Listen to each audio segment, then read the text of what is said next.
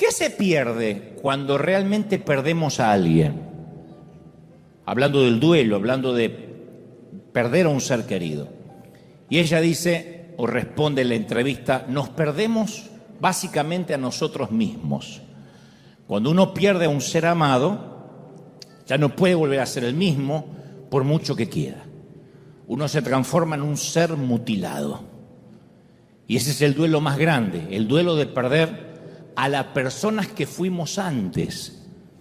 Porque no solo enterramos a un ser querido, sino que nosotros también enterramos sueños junto con esa persona. Entonces, el duelo es estar mutilado.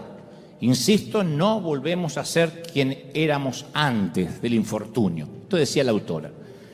Y después agregó, en el momento del duelo, uno está en desventaja con el resto del mundo. Aparecen todos esos que suelen decir, si yo estuviera en tu situación ya me hubiese muerto. Si yo estuviera en tu lugar no sé lo que habría hecho. Y ella dice, a lo que dan ganas de decirle, híjole, ¿por qué no te moriste, güey? ¿Te hubieses muerto? Pero todos parece que quieren solidarizarse, pero no lo pueden hacer. Y esa entrevista me hizo pensar acerca de la vasta serie de pérdidas que acumulamos en el trayecto de toda una vida y que de algún modo, como dice la autora Socorro Venegas, van mutilando nuestro alma. Hay pérdidas devastadoras, la muerte de un hijo, el fallecimiento de un cónyuge, una discapacidad, el divorcio, violación, abuso sexual o emocional, un cáncer terminal, infertilidad, un suicidio, alguien que amamos nos traiciona. Otras pérdidas parecen más insignificantes, pero que también duelen. Parecen insignificantes para el resto, pero a nosotros nos duelen. Reprimidas o negadas, se apiñan en nuestras almas como rocas pesadas que nos oprimen, no nos dejan respirar, que nos asfixian, nos quitan el oxígeno. Nuestra piel comienza a arrugarse y envejecer. Nos mudamos y nuestras amistades de siempre desaparecen. De a poco nos vamos desconectando. Nuestros hijos se van creciendo y cada vez se hacen menos dependientes de nosotros y parece que ya no nos necesitan. Y nosotros como padres necesitamos ser necesitados. En una mudanza perdemos algunas viejas y amadas fotografías que ya no podemos recuperar y de las cuales no teníamos copia. Un auto atropella a una mascota fiel. Son pérdidas más insignificantes, pero duelen. Otras son más difíciles de clasificar porque están más ocultas. Un bebé que nace muerto, un embarazo fallido, un aborto. Y la cuestión no es calcular si es una pérdida gradual, si es súbita, si es una tragedia, algo que esperábamos o no, si transita lo público, si transita lo privado. La pérdida es la norma de la vida. Perder cosas o perder gente es la regla, no es la excepción. Y sé que nuestras historias y nuestros temperamentos son diferentes. Aquí nomás somos un pueblo cosmopolita, una plétora de temperamentos, de caracteres, y que cada uno responde al dolor de manera distinta. No todos respondemos igual. Pero lo que no podemos es ignorarlo, ni el dolor nuestro ni el ajeno. Respondemos de manera diferente, pero no lo podemos ignorar. Durante muchos años en nuestras iglesias, las iglesias en general, minimizamos las pérdidas. Y esto nos llevó a una absoluta sensación de superficialidad, a una profunda falta de compasión, de empatía. Es como que se nos metió en el subconsciente colectivo de que llorar una pérdida, estar en duelo, es tener poca fe. Entonces nuestra cultura cristiana minimiza la tragedia, minimiza las pérdidas. Como que nuestra capacidad para la empatía con el dolor está casi perdida. Nos cuesta entender que alguien está sufriendo mucho tiempo, porque todavía está atravesando el duelo o el dolor. Y cuando nuestra vida experimenta una pérdida, nos enojamos con Dios. Es tanto la cultura de la superficialidad, que no queremos que nada nos duela, que cuando algo nos duele, lo tratamos como que fuese una invasión alienígena, como que es algo procedente del espacio exterior, que esto no estaba en los planes ni de Dios, ni siquiera del diablo. El diablo no puede ser tan malo para que me pase esto. Es como que nos sorprende en sobremanera que algo nos tenga que doler. Entonces lo ignoramos. Queremos ser indiferentes ante las pérdidas, ante los dolores, ante los duelos. Y yo me pregunto, si tanto ignoramos el dolor, ¿por qué hay tanta gente depresiva, aún en la iglesia? ¿Por qué aún en las congregaciones hay una explosión de drogas prescritas para el insomnio, para la ansiedad, como nunca antes en otra generación? Nos cansamos de oír en consejería pastoral la cantidad de gente que se empastilla para dormir, porque de otra manera no puede conciliar el sueño. No estoy minimizando el dolor, digo, porque si lo ignoramos, hay tanta gente que depende de psicofármacos para poder tener un poquito de paz. Jesús definió el proceso del crecimiento en la vida con estas palabras, y lo dijo de manera literal, al punto, como siempre él hablaba de manera que no quede en duda. Dijo, si el grano de trigo, Juan 12:24, perdón. Si el grano de trigo no cae en la tierra y muere, queda solo. Pero si muere, lleva fruto, lleva mucho fruto. Si no muere, queda solo. Si muere, lleva mucho fruto. Si el grano se guarda en una cajita, sigue siendo grano. Estéril. Tengo un grano, sí, pero no se reproduce. Para que crezca, para que traiga fruto, tiene el grano que morir. No estar enterrado, sino estar plantado. Entonces Jesús, todo el tiempo que habla, caracteriza la vida cristiana como una muerte. Hay que morir. Todas las palabras y todo lo que el Señor hablaba es, tienes que morir para poder resucitar, tienes que pasar por la cruz. Y la iglesia tenemos una posición única, me parece a mí, no sé cómo decirlo, un privilegio, una providencia, para acompañar a la gente en las coyunturas críticas de su vida, en esos momentos donde se siente morir o literalmente muere a algo. Estoy hablando de muerte de seres amados, enfermedades serias.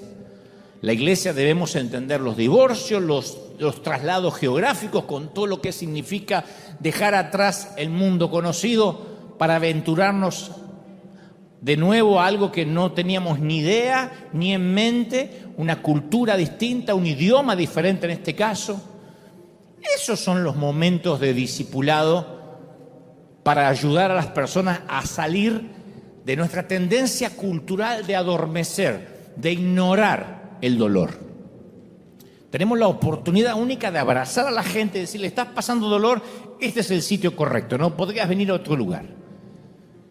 Pero tristemente, durante años, y esto es una autocrítica, hemos visto a personas que han sufrido abuso en su pasado y nunca le hemos permitido transitar su dolor. Le decimos, no recuerde el pasado, no vaya para atrás, porque ahí no conocías a Cristo. Y no le permitimos que haga la transición, el duelo, como decíamos el domingo pasado.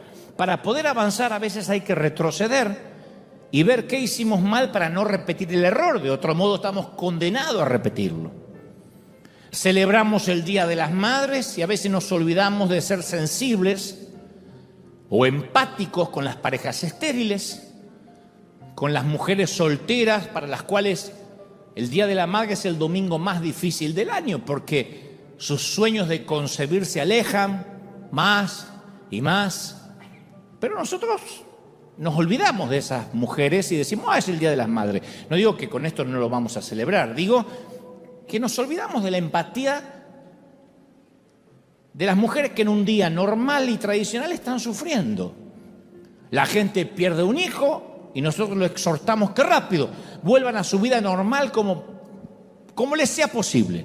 Perder un hijo que no tiene nombre, que es un dolor que presumo no se va nunca. Citamos Filipenses 4:4, le decimos regocijaos en el Señor siempre. Una persona nos cuenta que está atravesando un dolor, un divorcio, una separación, una traición, y le recitamos Romanos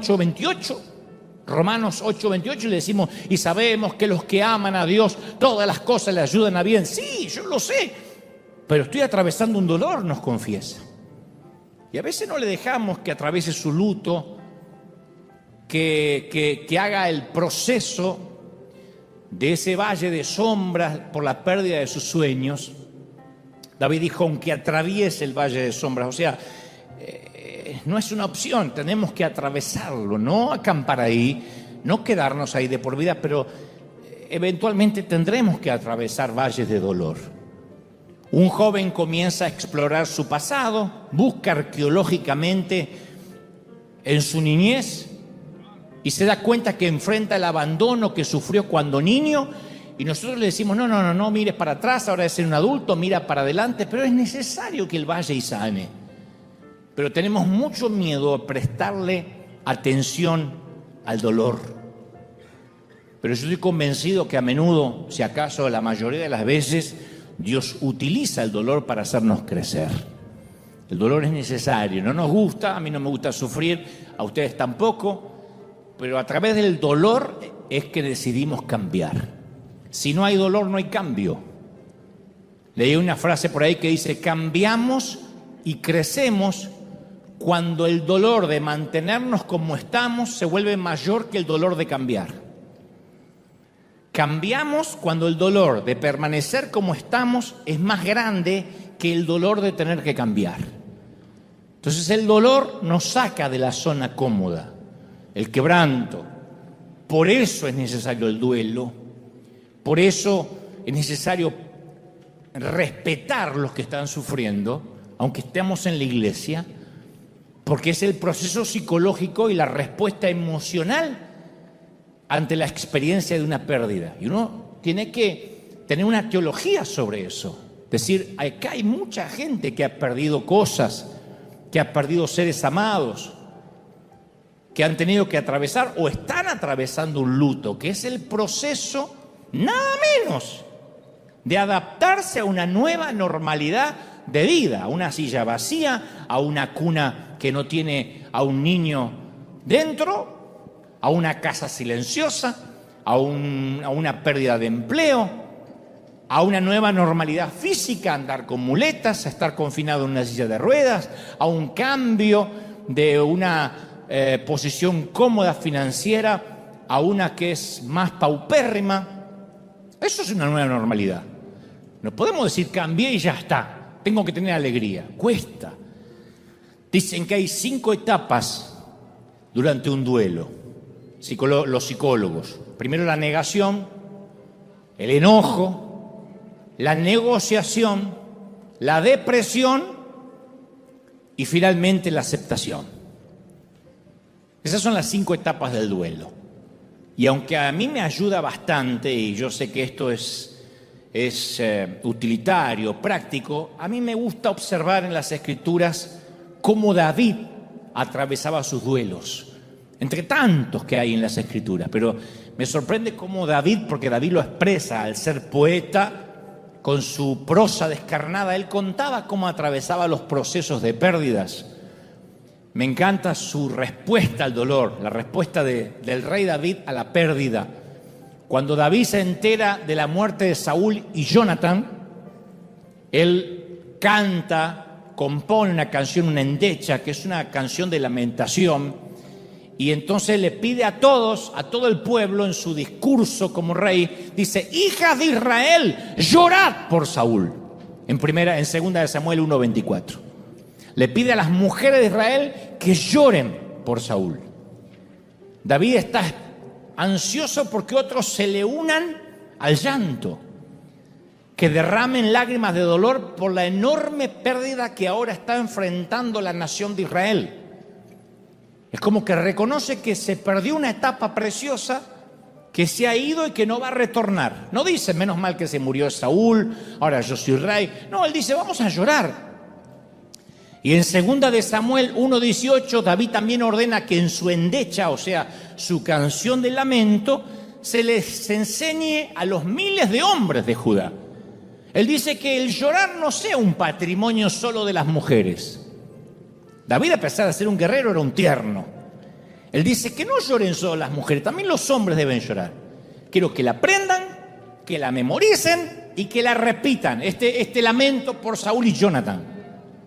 Y yo pregunto, ¿cuándo fue la última vez que cantamos en la iglesia un lamento como ese en el servicio de adoración a Dios? De hecho,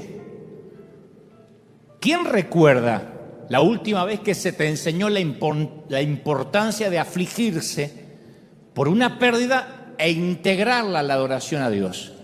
Hoy vengo a adorar y vengo a llorar que estoy deshecho. ¿Cuándo fue la última vez que alguien te dijo, bueno, si tienes ganas de llorar, llora, mijo? Llore como macho hombre. Que se te caigan los mocos entre los bigotes, así, llora. Generalmente dicen, no, confiese victoria, no le dé lugar al diablo. Entonces, ¿por qué David obliga a la gente a prestarle atención al dolor? ¿Por qué quiere que ellos expresen su dolor? Insisto, por las muertes de Saúl, el ex rey, y Jonatán, su hijo. ¿No hay acaso mucho trabajo para hacer ahora que viene una transición a una nueva gestión de gobierno, que él tiene que tomar el trono? ¿No tiene otras directivas financieras, económicas para dar? Sí, seguramente sí, viene la transición gubernamental, pero David entiende lo indispensable que es el dolor para la madurez espiritual. Está bien que a veces no estés bien. Está bien. Está bien que a veces duela. David sabe lo importante que es cuando dedicamos tiempo a lamentar nuestras pérdidas antes de seguir adelante. No quedarte ahí. Pero hay un tiempo que necesitamos decir, yo necesito una pausa. Si yo no lloro, si yo no reveo mi vida, no sé si voy a poder seguir. David sabe lo importante que es para la gente mantenerse conectada con la realidad y no huir del dolor. No podemos huir del dolor. Te voy a decir algo. Salmos es el libro más popular de la Biblia. Está más o menos en la mitad de las Escrituras. Incluye, para los que nunca lo leyeron o no sabían, incluye salmos de adoración, de acción de gracias, hay muchos salmos de sabiduría, de arrepentimiento, salmos que expresan dudas, pero la mayoría están lejos de ser alegres. Por lo general hay muy pocos salmos de alegría. Más de los 150 salmos se clasifican como lamentos, cortavenas. La mayoría de los 150 salmos son medio como los boleros o como los tangos argentinos. Me dejó la morocha y se fue con otro, la desgracia. Bueno, algo así son los salmos. Salvando la distancia, ¿no? ¿Cómo querés que me quieran los pastores después de esto? Está comparando los salmos con el tango. Bueno, David escribió la mayoría de los salmos según la tradición. Y los lamentos prestan atención a la realidad, a esta vida que a veces se pone dura, a la vida que a veces se pone difícil y a veces hasta brutal y nos deja en la lona y parece que nos quitó el oxígeno. O sea, estos salmos toman nota de la aparente ausencia de Dios que sentimos. No digo que Dios está ausente, lo que nosotros sentimos como tal. Los salmos advierten cuando las circunstancias parecieran que nos hacen creer que Dios ni siquiera es bueno, que nos abandonó. Esas situaciones que dicen, no me digas que Dios me está amando y cuidando porque yo no lo siento así ahora. Salmos que claman consuelo, que claman compasión. El Salmo 43:2 dice, ¿por qué andaré enlutado por la opresión del enemigo? Se lo pregunta a Dios, ¿por qué tengo que andar con dolor? Porque el enemigo no para de oprimirme. El Salmo 77:8 dice, ¿has cesado tu misericordia? ¿Cuántas veces oramos así en privado? Señor, ¿te olvidaste de mí? ¿Te olvidaste de tener misericordia de mí?, dice el salmista.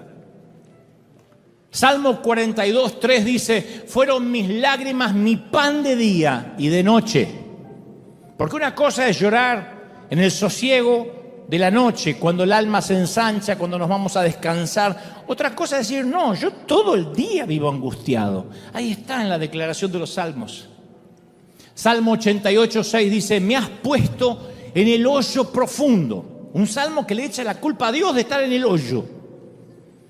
En tinieblas profundas. Sobre mí parece que reposa tu enojo. Me has afligido, Señor. Ahí están escritos, son crónicas descarnadas. Y muchos de nosotros hemos adoptado la costumbre de negar el dolor, de negar la aflicción. No, estoy bien, estoy bien, estoy bien, estoy bien, estoy bien. Y mientras te llevan en la ambulancia al hospital. Quizá la manera más popular de no prestar atención a nuestro dolor y a nuestras pérdidas sean los mecanismos que tienen que ver con la adicción. Cuando tratamos de llenarnos de algo para no pensar en lo que nos duele.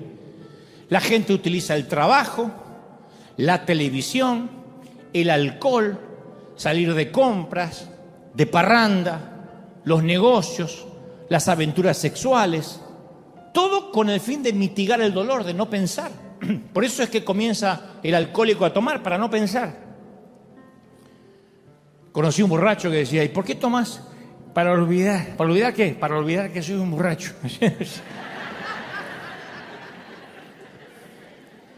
¿Y qué usamos los cristianos?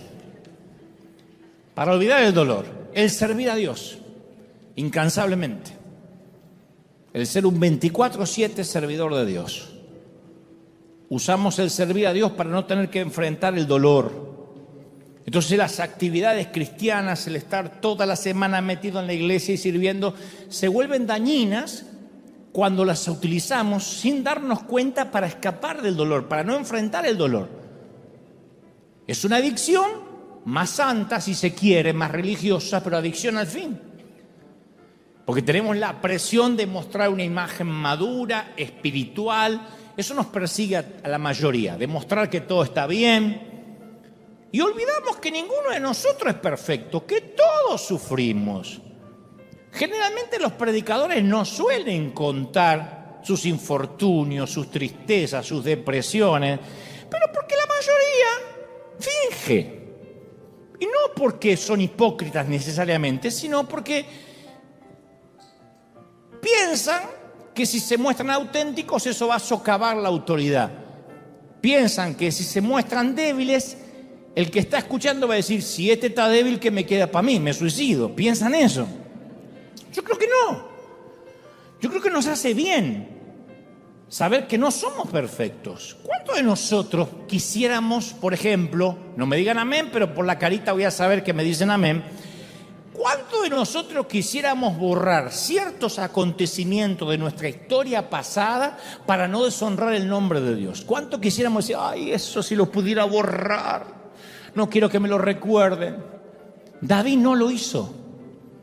Como rey, podía haber hecho borrar cualquier registro de su fracaso moral, pero usó su poder para asegurarse que en los libros de historia todas las generaciones futuras leyeran de que él había fracasado. De hecho, David escribió una canción sobre el fracaso. Ahí está el Salmo 51 cuando dice, canción que compuso David después que pecó con Betsabé y se arrepintió. O sea, le puso el título para que quede claro. No es como esos compositores que cantan, no sabes si le canta a la luna, al amigo, a la novia o al tío. No, acá está clarito. Y compuso una canción de quebranto para que se cantara en los servicios de culto de Israel y se publicara también en los manuales de culto, que son los salmos. Lo puso en el cancionero, el día que fracasé. Otro de los grandes hombres, Pablo, escribe, deja escrito, le dice a las iglesias de las cuales él pastoreaba, le dice acerca de los ruegos que él tiene personales, acerca de los cuales Dios no le respondió respecto a un aguijón de la carne, que todos presumen que era una debilidad. Algunos dicen, no, era corto de vista. No, él está hablando porque en otras ocasiones él amplía más y dice, mi carne hace todo lo contrario a lo que mi espíritu desea. Él habla de una debilidad que quiere que Dios le quite. Y después le agradece a Dios por esas debilidades, porque le recuerda a los lectores que esa debilidad lo mantiene humilde y que se perfecciona a Dios en su debilidad. Abre el corazón. ¿Cuántos cristianos conoces hoy en día que harían esto? O de manera pública. Les voy a contar mi debilidad. La Biblia no oculta los defectos y el dolor de sus héroes. Moisés era un asesino, la esposa de Oseas era una prostituta, Pedro reprendió a Dios, Noé se emborrachó, Jonás era racista, Jacobo era mentiroso, Juan Marcos abandonó a Pablo, Elías se sentía deprimido, Jeremías era depresivo y suicida, Tomás dudaba, Moisés tenía mal temperamento, Timoteo tenía úlceras. Ustedes tienen menos Biblia que una mezquita, lean. Cuando se ríen en el momento equivocado es porque no han leído la Biblia. Entonces, el secreto era que no ocultaban el dolor, ni ocultaba quiénes eran. Los antiguos hebreos expresaban físicamente sus lamentos. Rasgaban su vestidura, se ponían cilicios, se ponían cenizas. Tras la caída de Jerusalén, Jeremías escribe todo un libro de la Biblia llamado, ¿quién sabe? Lamentaciones. Lamentaciones. Es como decir, voy a escribir un libro que se llama Cortavenas. Lamentaciones. No es metafórico, son lamentaciones, las quejas de Jeremías. Y ahí están las Escrituras. Imagina a Jesús, según Isaías 53:3, varón de dolores, en las siguientes situaciones. Está ante la tumba de Lázaro y en lugar de llorar como lloró por su amigo, dice, bueno, andando todo el mundo, vamos María, Marta, empodérense, chicas. Power, empodérese. Chicas, chiques, chicos. Imagínense. Yo me ocupo de esto. Vamos, Lázaro, vamos a sacar la bendita al pibe. No, yo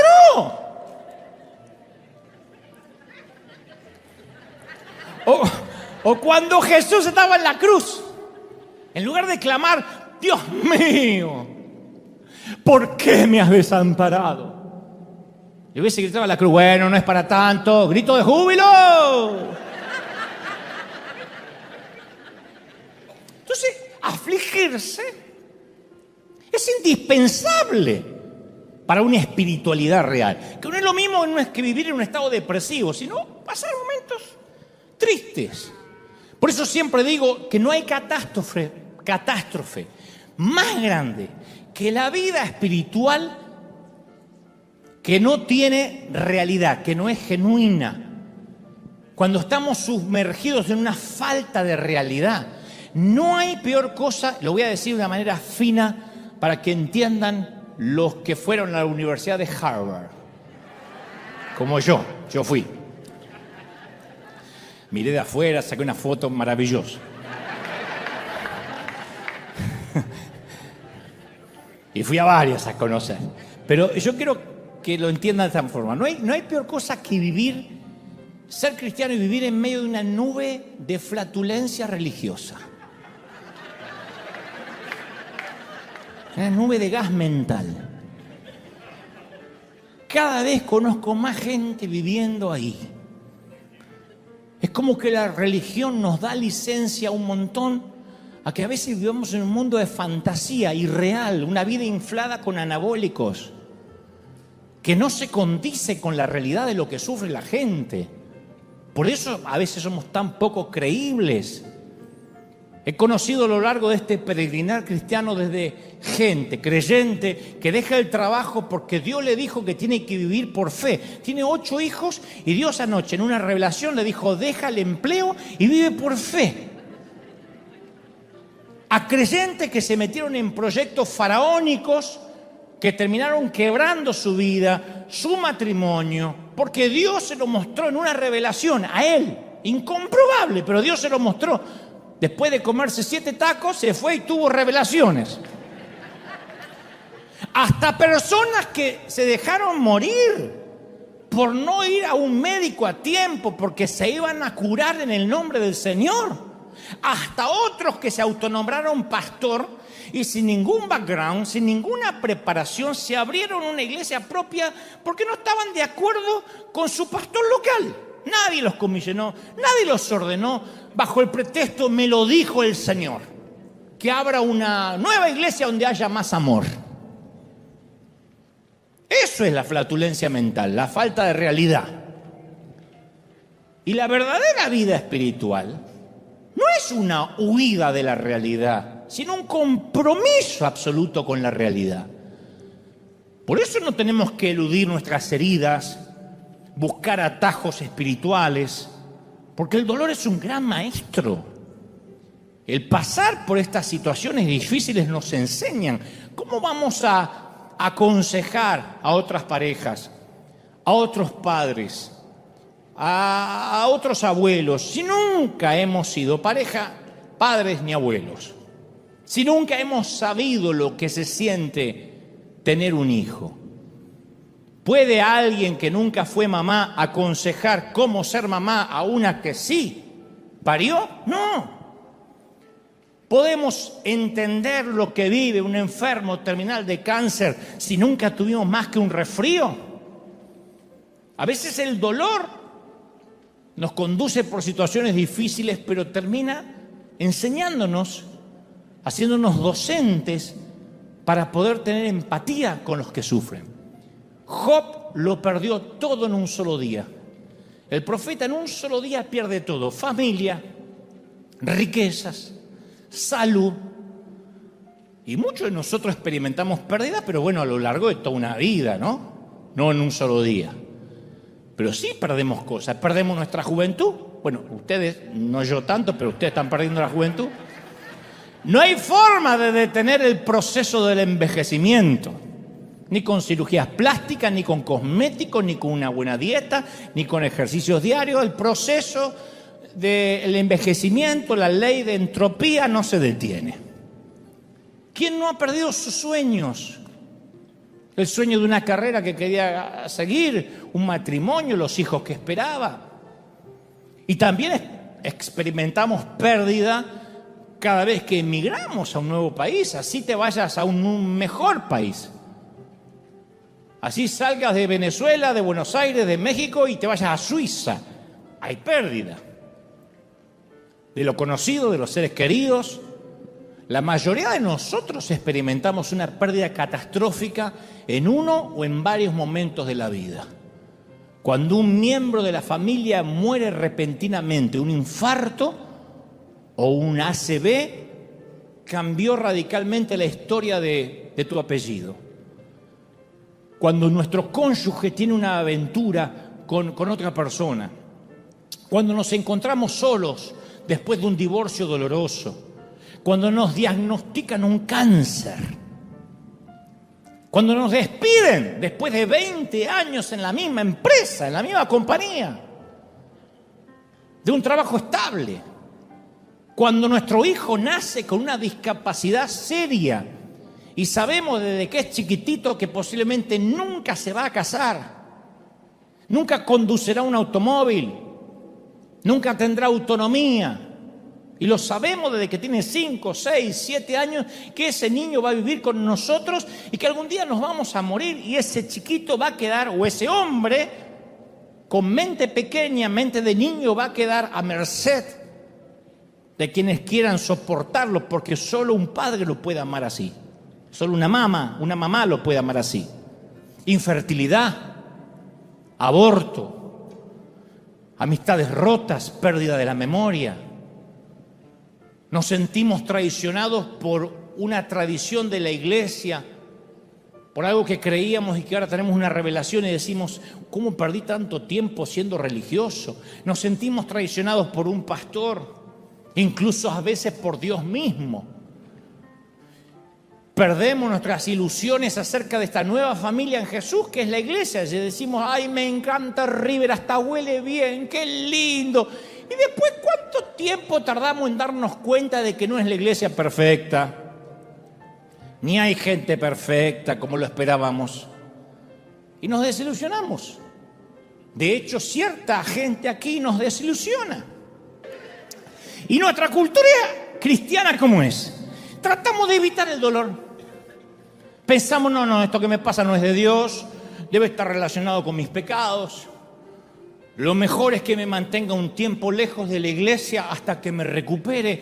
Fíjate vos, qué locura, qué ironía, qué contrasentido. La gente abandona la iglesia porque se siente mal para ir a la iglesia. Es como decir, estoy demasiado enfermo como para ir al hospital. Esperás que me recupere y ahí veo al médico para no decepcionarlo. ¡Una locura! ¿Y cuál es el corazón del cristianismo? Nos dice que el camino a la vida es a través de la muerte, como el grano de trigo, y la resurrección. Ahora, yo sé que es más fácil predicarlo que vivirlo, yo lo sé. Pero tenemos que familiarizarnos con el dolor y decir, sí, ahora me toca pasar esto. Mira, cuando somos chiquitos, se crea una barrera. El cerebro está tan bien diseñado por Dios que cognitivamente el cerebro crea una barrera defensiva para librarnos del dolor. Eso es uno de los más grandes regalos de Dios. Por ejemplo, si un nenito, una niña, un niño experimentó abuso en su niñez, sexual o emocional, la negación es un mecanismo sano de supervivencia. Es como que la mente, para proteger al niño, la propia mente del niño le quita, evita el sufrimiento y le permite al niño soportar esa circunstancia dolorosa en la mayoría de los casos. Es muy saludable no experimentar esos dolores cuando uno es un infante, con el fin de sobrevivir emocionalmente. No obstante, la transición a la adultez nos exige que maduremos y superemos esos mecanismos de defensa de la negación y mirar de frente a la realidad. Porque Jesús dijo, y conoceréis la verdad y la verdad os hará libres. Pero si no conocemos la verdad, nunca tendremos libertad. Entonces, inconscientemente muchos llevamos a la vida adulta muchos mecanismos de defensa para protegernos del dolor. Y en esa etapa de la vida adulta bloqueamos nuestro crecimiento espiritual y emocional, como dije el domingo pasado. Entonces tenemos muchos mecanismos de defensa contra el dolor, especialmente los cristianos. Lo anestesiamos, número uno. En el peor de los casos, con una botella de tequila, con vino, con una hora de pornografía en internet, con sexo casual. Número dos, lo negamos. Pretendemos que nada nos duele. Ingeniamos un plan para que nadie note que estamos sufriendo y toda la vida es una farsa. Número tres, lo minimizamos. No me duele, esto ya va a pasar, tengo victoria. Hay otros que sufren peor que yo, no me puedo quejar. Sí, pero es tu dolor. Hayas perdido a tu madre o un auto atropelló a tu mascota. Es tu dolor. Número 4, lo enterramos. Escondemos el dolor debajo de un calendario de actividades, nos ponemos a servir a Dios sin descanso. Porque mientras más ocupados estamos, menos tiempo tenemos para pensar en lo que estruja nuestro corazón. Número 5, nos autocastigamos, nos flagelamos, nos azotamos, no con látigos, pero usamos reglas, listas de cosas para hacer, ritos que acatar, penitencias dolorosas disfrazadas de sana doctrina. Todo para que duela menos lo que realmente tenemos que sanar. ¿Qué sentido tiene que una mujer se ponga una mantilla en la cabeza, nunca se corte el cabello, mida la falda para que jamás se le vea la rodilla y tenga un alma pútrida de dolor? ¿De verdad Dios va a ver el envase, lo de afuera? Sexto, evitamos mencionar el dolor, nunca lo sacamos a colación. No le digas a la familia, mucho menos que se entere el pastor. Y mantenemos todo muy superficial. Cruzamos los dedos para que el monstruo del dolor se mantenga en el fondo del lago, en lo profundo. Número 7, desviamos el dolor. Atacamos a nuestros hijos con explosiones de carácter. Nos desquitamos con nuestro cónyuge. Le gritamos a los empleados, a otro conductor, al chinito, que todos los chinos manejan bien, no sé por qué hay que gritarle. Número 8, neutralizamos el dolor. Decidimos que nunca jamás nos volverán a lastimar. Entonces creamos la foto de la familia perfecta, somos cristianos perfectos, vivimos para las redes sociales. Hay un montón de gente que vive para las redes sociales, que en vez de disfrutar en un restaurante, con la persona que tienen enfrente en la mesa, están pensando en sacarse la foto para que lo vea otro. Van a la playa y en lugar de disfrutar la playa están pensando, uy, cuando lo vean, acá, cuando lo vean, ¿y qué pusieron? Y después ya no está más en la playa. Está viendo qué pusieron los gansos que no fueron a la playa.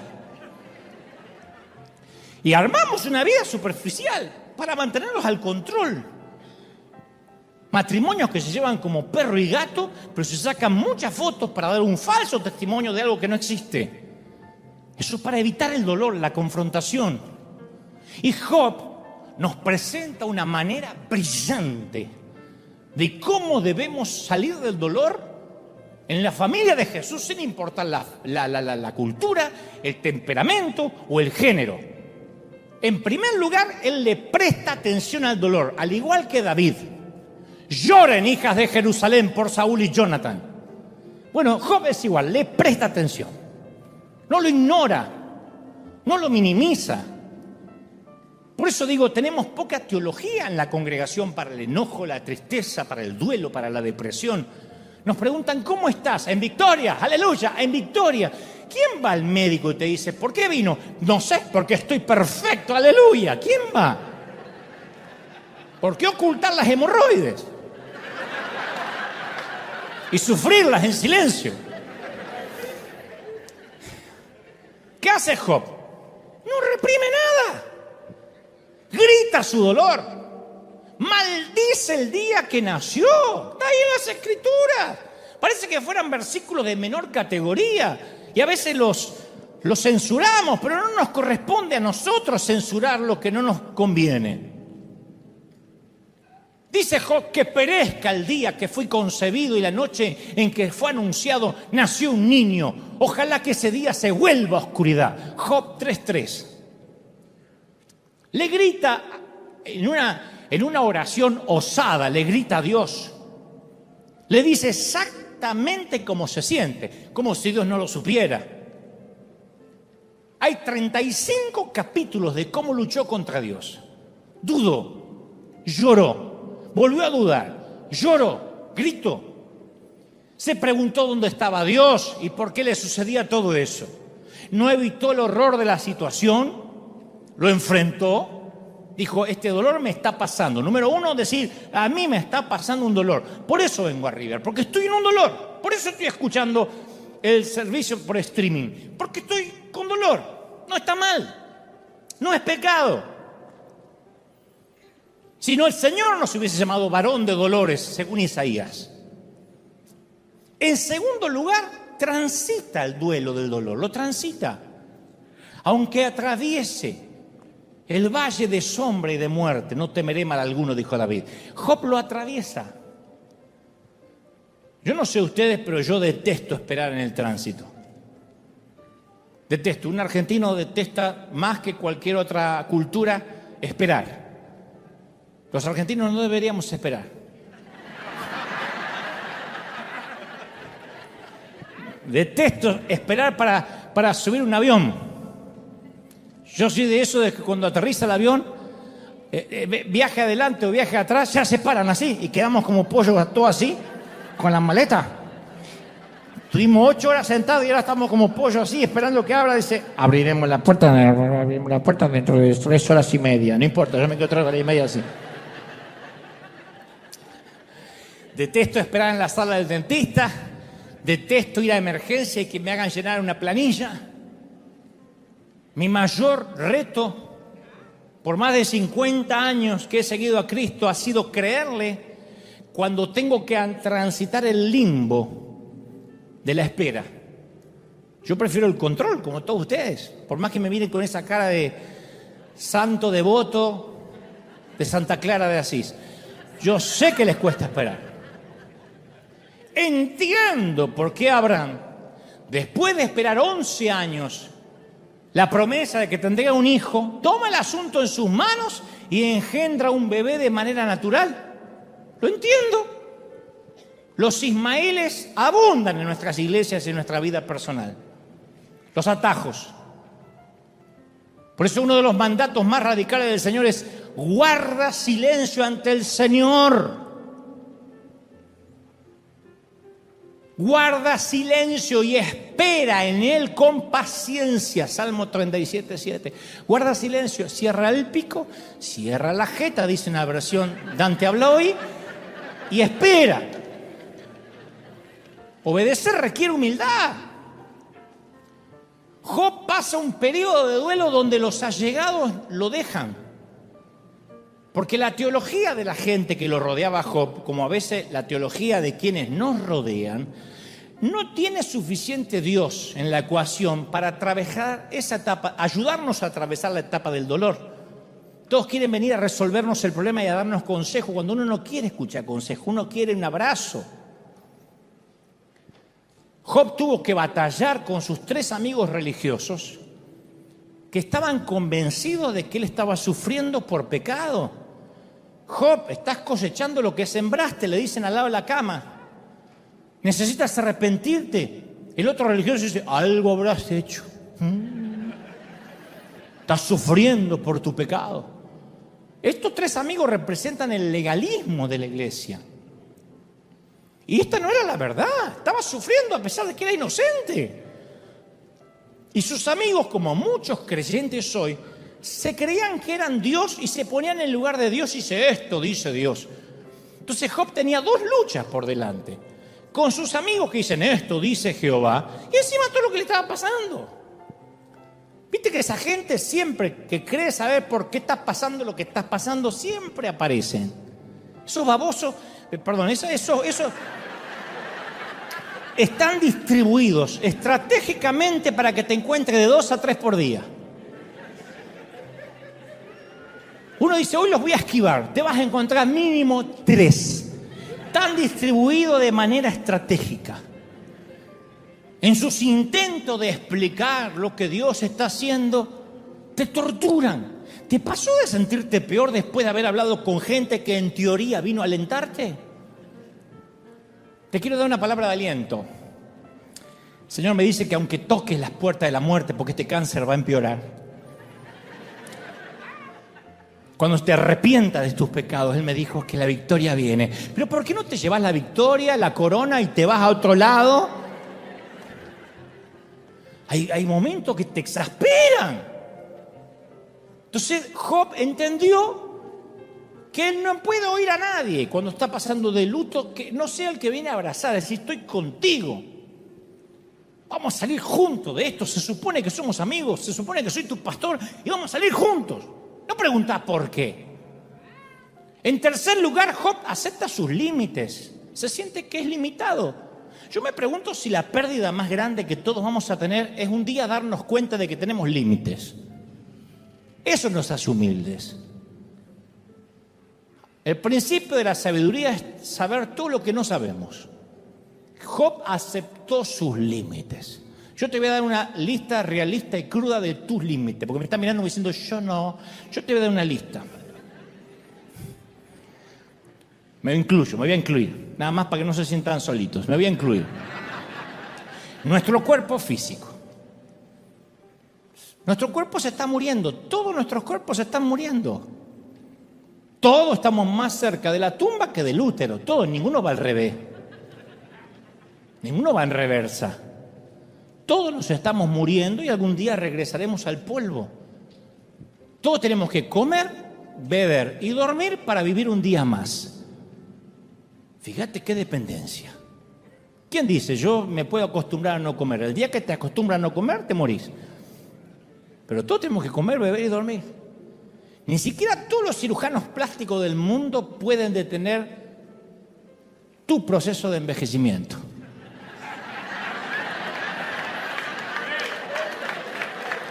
No puede.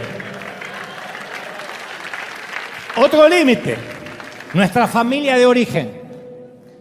Nuestra familia actual, como te dije el domingo pasado, nuestro origen étnico, el país natal, nuestra cultura, nos dieron límites, dones y límites.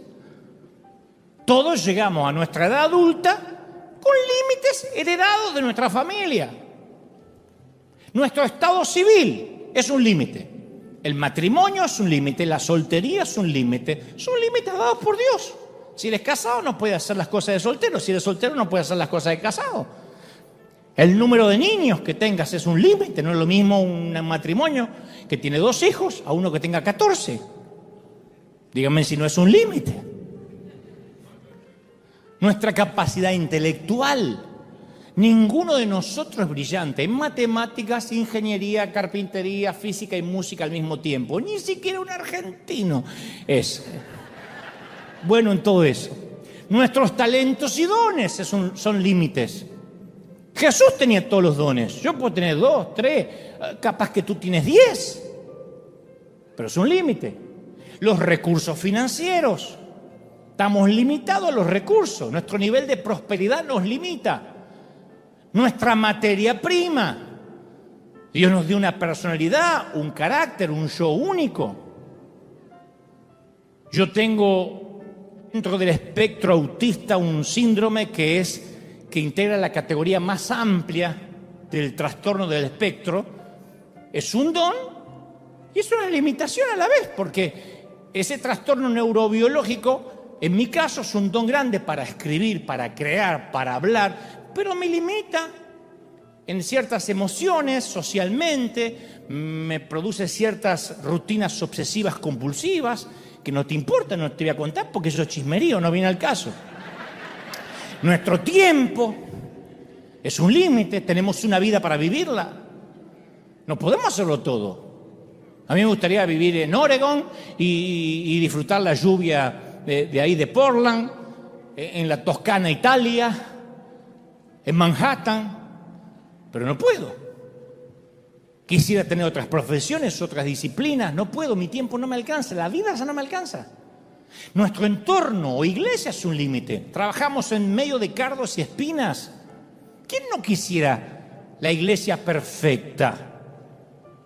Pero nosotros no tenemos perfección para darla, de modo que la podamos exigir. ¿Quién tiene un código de moral demasiado alto para decir merezco la mejor iglesia? Nuestra comprensión espiritual es un límite. Dice Deuteronomio 29, lo secreto le pertenece a Dios. Entonces, crecer significa que no somos el centro del universo, que no somos el eje del planeta. Y para algunos es muy doloroso aprender esto. Pero nuestro ego tiende a ser tan exagerado que actuamos a veces como si fuésemos Dios. Y tenemos fantasías, por eso las famosas flatulencias mentales. Siempre estamos hablando de las grandes visiones y queremos hacer más de lo que Dios dispuso que hagamos. Nos agotamos pensando que podemos realizar más cosas de las que podemos hacer. Corremos sin pausa, convencidos que si paramos nuestro mundo se va a detener. La iglesia, los negocios, los niños, que todo se va a parar. No, nada se va a parar. Nos vamos a ir de aquí, el mundo hará, los que te quieren, 1 minuto de silencio, la tana golpeará, la italiana, tu ataúd, y dirá, más calzones, ¿para qué te fuiste? Regresa en tieto. Los gringos dirán, se fue, menos mal. Pero te fuiste. Entonces a veces tenemos que bajarnos de nuestro trono para unirnos al resto de la humanidad. Es una obligación, eso es crecer. Una parte de nosotros odia esos límites.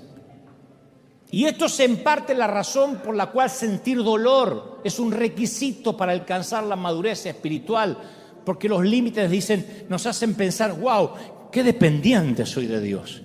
¿Viste lo que uno siente cuando se enferma? Cuando nos agarró COVID, que uno dice, no, yo más o menos la pasé, pero hay algunos que no se podían mover de la cama. Es un espanto esa sensación donde ayer estabas bien y de repente el dolor es en todo el cuerpo, te ahogas. Ahí uno dice, qué limitado soy. Yo tenía planes para las vacaciones, para ir a tal lado. Esa es la lección de Job. Porque él no solo fue transformado espiritualmente, sino que cuando entendió que el dolor era un maestro, dice que el Señor lo hizo prosperar de nuevo y le dio 2 veces más de lo que tenía. Y el Señor bendijo los últimos años de Job más que los primeros. Su riqueza se duplicó. Dios le dio 10 hijos nuevamente y vivió por muchos años. Pero eso lo recibió cuando supo que el dolor era su maestro. Cuando dijo, estoy limitado, dependo de Dios. Él es mi gracia, Él es mi favor. Su poder se perfecciona en mi debilidad. Alguien tiene que decir amén. Mirá, mucha atención a esto. El mensaje central de Cristo es que el sufrimiento y la muerte traen resurrección y transformación. Pero recién viene la resurrección cuando algo muere. Ahí nace lo nuevo. Cuando nace lo nuevo nos volvemos compasivos como nuestro Padre. Si pasaste por una enfermedad, por un problema familiar, recién ahí entiendes al pobre, a la viuda, al huérfano, al marginado, al herido. Por primera vez los comprendemos y no los juzgamos.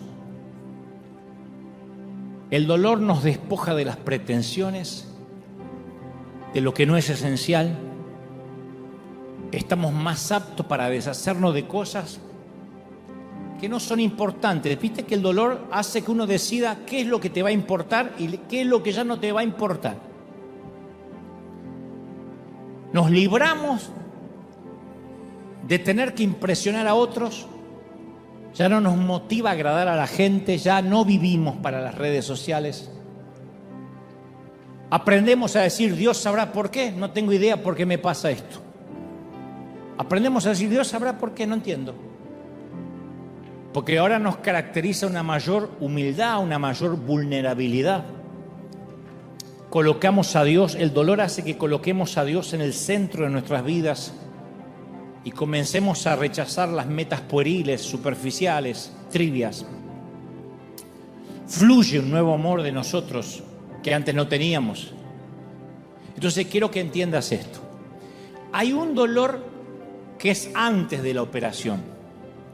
Cuando dices, o me intervengo quirúrgicamente o este dolor me mata.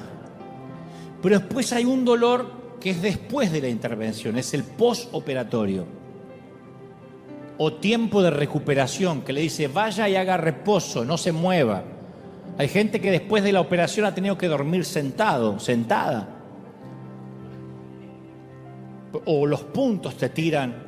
O tienes que tener cuidado al bañarte, no te puedes quitar la venda. Ese es el dolor de la recuperación. Ese es un dolor saludable. Y yo sé que hay mucha gente acá, si acaso la mayoría, que está viviendo el dolor de la recuperación, el posoperatorio. Solo porque sientas dolor no significa que no estés mejorando. Si te duele es porque estás cicatrizando. Por primera vez están arreglando tus cosas. El otro dolor es el que no tenías que seguir teniendo. Este es el dolor de cuando Dios metió la mano. Hoy te vas a ir de acá con dolor, porque estuve trabajando, dice el Espíritu Santo en tu corazón. ¿Viste cuando se te va la anestesia de la boca luego de ir al dentista? Y trabajaron mucho porque hicieron un root canal o limpieza. Se te va la anestesia y te empieza a doler. Y lo lógico, si estuvieron metiendo la mano ahí durante 1 hora y media. Bueno, hoy el Señor metió la mano durante casi 1 hora en tu corazón y te va a doler. Hoy a la tarde vas a tomar decisiones, vas a decir, wow. El dolor antes de la operación no tenía propósito, pero el dolor después de la operación tiene propósito. Tampoco puede haber nacimiento a lo nuevo sin dolor. Las mamis saben de esto. El crecimiento duele. Y lo más importante, la iglesia, una vez que aprende a absorber el dolor y crece a través de él, llega a entender el rico fruto de la compasión divina hacia los demás. Solo el gran maestro del dolor nos da la capacidad para amar a los demás como lo hizo Jesús. Si no, no podemos amar. Muéstrame a alguien que la vida lo ha golpeado y te voy a mostrar a alguien lleno de misericordia por el dolor ajeno. Muéstrame a un nene o a una nena de papá que todo lo que quiso lo tuvo, que es un caprichoso, que si no le dan lo que quiere se pone a gritar y a hacer escándalo, y te voy a mostrar a alguien que no tiene empatía, que no ama a nadie y que se vive mirando el ombligo, aunque ya sea adulto. ¿Qué tal si nuestras heridas más profundas era justo lo que Jesús necesitaba para llevarnos al ministerio? ¿Qué tal si en tratar de arreglarnos nosotros mismos nos presentamos así, imperfecto ante Jesús, y le decimos: Señor, úsame, acá estoy con mis heridas? ¿Qué tal si eso que pedimos, que Señor sana rápido, de hecho es un regalo? Este es tu mejor tiempo. El mejor tiempo es el posoperatorio. No se te tienen que abrir los puntos. Quédate quieto, descansa, espera en Él. ¿Qué tal si tú, que estás desesperado por sanar, esas cargas que le pides a Dios que remueva son justo lo que necesita Dios para moldear tu carácter? Hay dos tipos de dolor. Uno que nos encierra en nosotros mismos, que crea traumas, por cuyas heridas ni siquiera puede entrar la luz. Y el otro, el dolor que enseña, el que nos confiere un corazón de grafeno, que nos da la capacidad de ser receptivos al dolor ajeno. Yo sé que hay mucha gente acá que no tuvo otra opción que ser valiente y tuvo que enfrentar la diálisis, la quimio, el caminar por el panteón, el cuidado de intensivos. Yo sé que a veces la vida no te dejó otra opción que ser valiente. Como decía mi papá, ser de tripas corazón. Una enfermedad, una pérdida, una humillación, y tuviste que respirar y salir adelante. Y haber superado el periplo de ese viaje interno, de ese viaje desgarrador, ha hecho que hoy dispongamos de un tendón espiritual magnífico. El dolor es un gran docente, te hace fuerte. Es el faro que nos avisa desde la orilla que hay un riesgo inminente y que podemos chocar contra los arrecifes. Si decidimos escondernos en la bodega como un polizón, no vamos a solucionar el problema, no vamos a crecer. La única salida posible es girar el rumbo, alzar las velas, ser un piloto de tormenta, tomar nuestras vidas por el timón, buscar mares más serenos, corrientes más propicias, vientos más esperanzadores. Y el aprendizaje obtenido tras esa experiencia nos hará único. Nos hará único si no vas a conectar con la vida. Así que hoy yo te invito, esta mañana, por primera vez quizá, a que juntos celebremos y honremos y le agradezcamos a un gran docente, don Dolor. Vamos a decir: Señor, gracias, porque eso me trajo hasta aquí, me capacitó, me ayudó y me bendijo. Vamos a honrar al maestro del dolor. Yo creo que pocas cosas tienen el poder de arrojarnos a un caos como el estrés económico. Las finanzas fuera de control nos hacen muy vulnerables. Las parejas comienzan a tener problemas por dinero, devienen en divorcios a causa del dinero. El desencadenante de que padres e hijos estén estresados. Tenemos miedo a contestar el teléfono o abrir el correo por temor a enfrentar otra factura atrasada, a algún acreedor, y empezamos a estresarnos. Recuerda que el estrés es un asesino silencioso. De pronto hacemos catarsis, el cuerpo somatiza y empezamos a enfermarnos sin saber que nos estamos enfermando a causa del estrés económico. Todas las mañanas esperando lo inevitable, una quiebra, que nos echen de casa, que se nos arruine el crédito. En el mejor de los casos, a veces se trata de no tener para comer. Entonces no importa la buena intención con la que armemos nuestras agendas, con que diseñemos nuestro día, una relación disfuncional con el dinero dará como resultado una sensación constante de estar acosado, de estar asediados, como que uno ni siquiera, si somos cristianos, podemos adorar a Dios con libertad, porque siempre está esa sensación de angustia. Yo lo escucho todo el tiempo, estoy estresado, me atosigan las facturas, me abruman las deudas, estoy preocupado sobre qué hacer para mantenerme a flote. Y si bien la mayoría de nosotros hemos pasado por diferentes situaciones financieras difíciles, cada una tiene su propio afán. No hay modo de minimizar, simplificar nuestra vida cuando nuestra relación con el dinero está fuera de control. Y yo quería hablar de esto hace mucho, pero dicho esto, esta relación disfuncional con el dinero que nos estresa, yo quiero hacer también una aclaración pertinente y muy encomiable que hago cada vez que hablo acerca de este tema. Yo estoy plenamente consciente, porque me considero medianamente inteligente, entonces estoy plenamente consciente que lucho contra el estereotipo de que a los pastores lo único que les preocupa es que la gente dé más dinero. Por eso yo siempre les digo que inviten a gente que no conoce a Dios, amigos católicos, ateos, testigos de Jehová, que nunca se van a avergonzar por traerlos a River, porque yo voy a empezar a manipular para sacar dinero. De hecho, estoy hablando de esto y aquí ya levantamos la ofrenda. O sea, esto no percibe el afán de mover las emociones de nadie para que alguien ponga. No.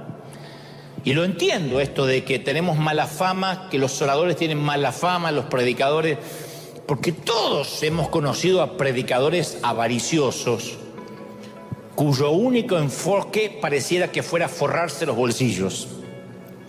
Yo no puedo hablar de lo que motiva a esta gente, no sé por qué lo hacen, pero sí puedo hablar por mí mismo y por otros innumerables líderes que somos diáfanos y transparentes con el manejo del dinero.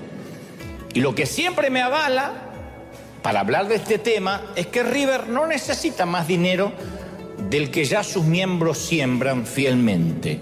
Somos muy prósperos y seguiremos sembrando al mundo y seguiremos dando y seguiremos bendiciendo, como te mostraba recién lo de Cuba. Pero pareciera que cuando Dios dice una verdad, el enemigo intenta depositar un error, para que no huela